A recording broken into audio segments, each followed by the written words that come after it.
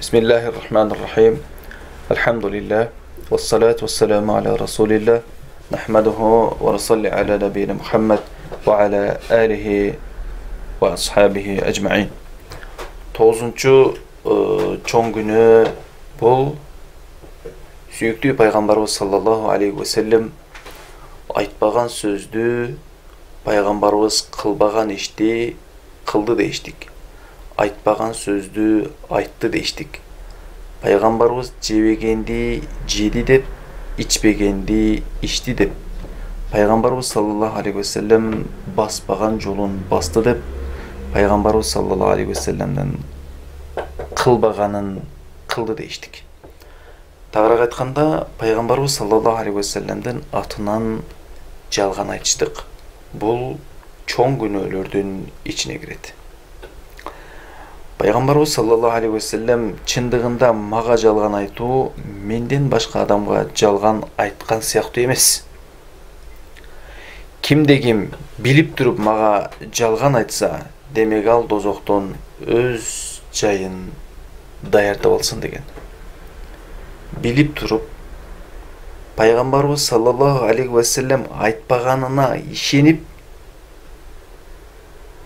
Пайгамбарыбыз айтты дештик. Пайгамбарыбыз деген дештик менен ошол адам өз жайын тозоктон даярдап алсын деди. Пайгамбарыбыз саллаллаху алейхи ва саллям кимде ким мага жалган айтса, ал адамга тозоктон бир үй курулуптур. Пайгамбарыбыз саллаллаху алейхи ва саллям кимде ким менин айтпаганымды айтты десе, ал тозоктон барар жайын дайындап алсын деди. Көпчүлүк учурда мынакей мисалы бир гана интернет айдыңын алсак, орозонун киргенин 10 кишиге жеткирген болсоңуз, сиздин бактыңыз ачылат, сиздин күнүңүз ачык болуп, түнүңүз салкын болот дейиши мүмкүн. Ооруп атканыңыз сакайып кетишиңиз мүмкүн деген бир жалган токумачы жүзү кара ушундай бир адамдар бар. Бүтүн мусулмандардын, алсыз мусулмандардын мындай назик жеринен пайдаланышып, мына ушундай тастыкталбаган, пайгамбарыбыз айтпаган, пайгамбарыбыз дебеген, пайгамбарыбыз сүйбөгөн, жаман көргөн нерселерди бүтүн мусулмандардын жүрөгүнө киргизишке аракет кылган адамдар бар. Булар өз жайларын тозоктон ээлеп ала берсин деген. Демек ошол сизге дагы жетип келген маалымат чынында сиз пайгамбарыбыз айткан экендигин, деген экендигин сиз билбесеңиз, анда берип турган сизге айтам, аны таркатпаң башка бирөөгө. Бир кишиге болсо дагы таркатпаң, өчүрүп салың. Сизге жөнөткөн адамга, ойлон, буну пайгамбарыбыз айткан эмес деп айтам. Буну пайгамбарыбыз деген эмес, бул исламда жок нерсе деп айтам. Көпчүлүк учурда айтылат да, лаулака ма халакту лафлака. Эгер сен болбогондо, эй Мухаммед, бул ааламды жараткан болбойт элем депчи. Жок, бул урматтуу бир тууганым, көпчүлүк айтып атышат, хадис кудусуй деп. Жок, бул хадис кудусуй эмес. Бул сөз Алланыкы, пайгамбарыбыз аркылуу айтылган хадис эмес. Бул чыныгында пайгамбарыбыз айткан дагы сөз эмес бул.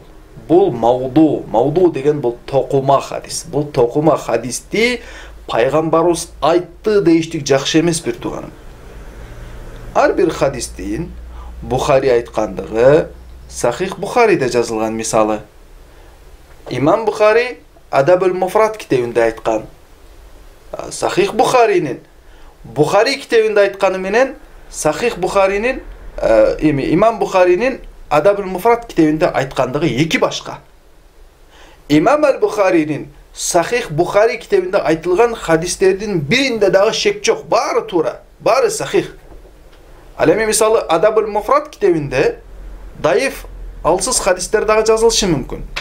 Бирок буну Имам Бухари айтыптыр, бул туура хадис дей бериштик дагы туура эмес. Бирок бул хадис илими өзүнчө бир илим.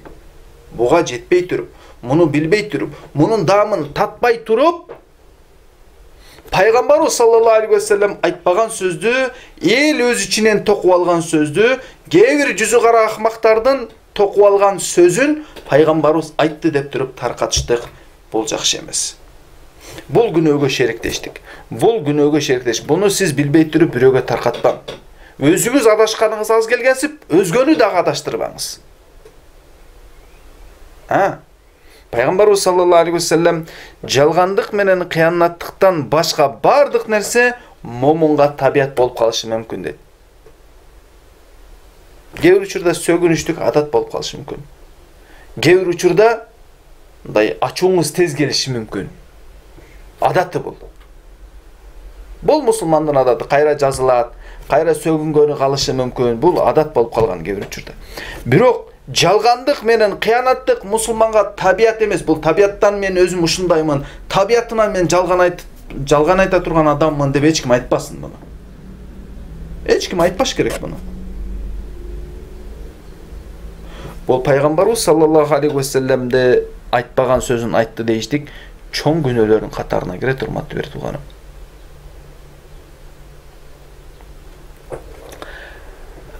Карап отурсаңыз, кээде YouTube'дан, Instagram болобу, Facebook'тан шумдуктай нерсени чыгарышат.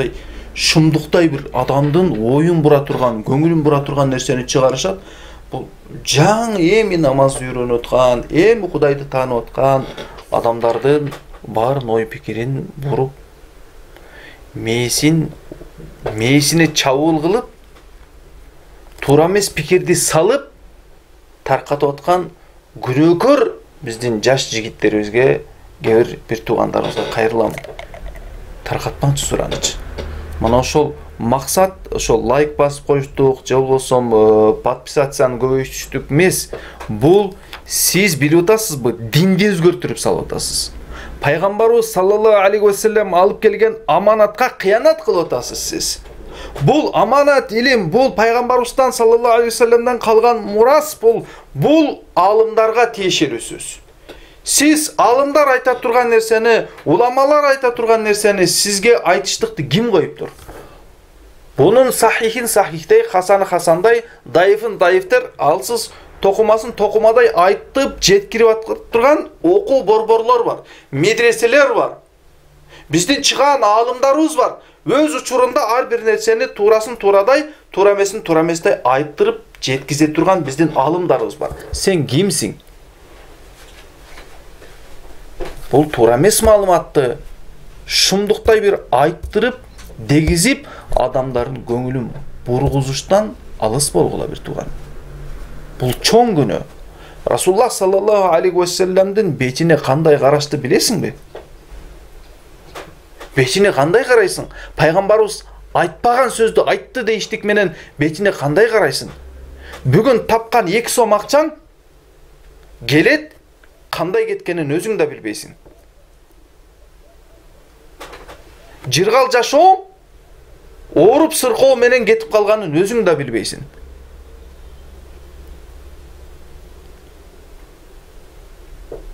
Бир келген маалыматты тастыктабай туруп, илимдүү, билимдүү, шариятты түшүндүрүп айтып деп аткан бир устаздардан, алымдардан сурабай туруп, өзүңүз билгендик кылып, чыгарып тарката бербеңиз.